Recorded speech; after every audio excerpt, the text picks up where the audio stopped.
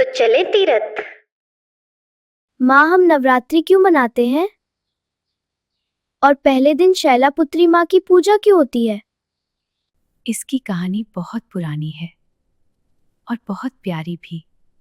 एक समय की बात है जब माँ सती और शिवजी साथ रहते थे। सब कुछ शांत और सुंदर था। राजा दक्ष ने एक विशाल यज्ञ का आयोजन किया। सब कुछ शांत और सुंदर था, लेकिन शिवजी को बुलाया नहीं गया। मेरे पिता का यज्ञ, मुझे जरूर जाना चाहिए। सती, तुम्हें बुलाया नहीं गया, इसलिए जाना ठीक नहीं होगा। लेकिन सती माता नहीं सुनी और उन्होंने जाने का निर्णय लिया।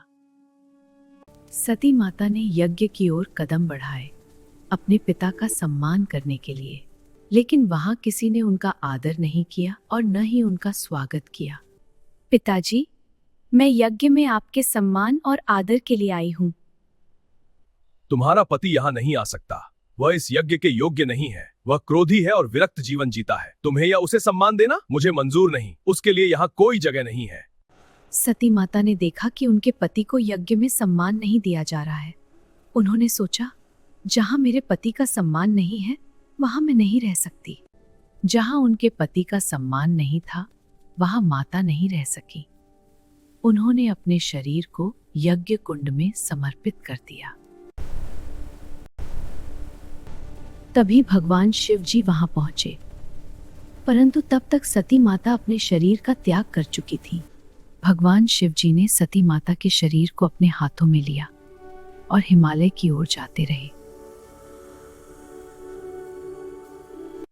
उनके कदमों से संसार में शोक और शांति की छाया फैल गई। उनके साथ प्रकृति भी दुखी हुई। हर पेड़ और हर जीव सन्न रह गया। भगवान विष्णु ने शिव जी की पीड़ा देखी और सती माता की शक्ति को बचाने का संकल्प लिया।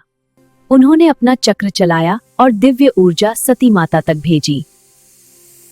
इस शक्ति से उनके अंग पवित्र स्थलों पर पहुंचे और शक्ति पीठों की स्थापना हुई। हिमालय की गोद में एक भव्य महल में सती माता शैलपुत्री के रूप में जन्मी। शैलपुत्री माता हमें सिखाती है कि अंत के बाद नई शुरुआत होती है, मृत्यु के बाद जीवन आता है और विनाश के बाद नया अध्याय शुरू होता है। वह साहस का प्रतीक है। इसीलिए नवरात्रि उनकी पूजा से शुरू होती है। इसी दिन हम नया साल नई शुरुआत के रूप में भी मनाते हैं।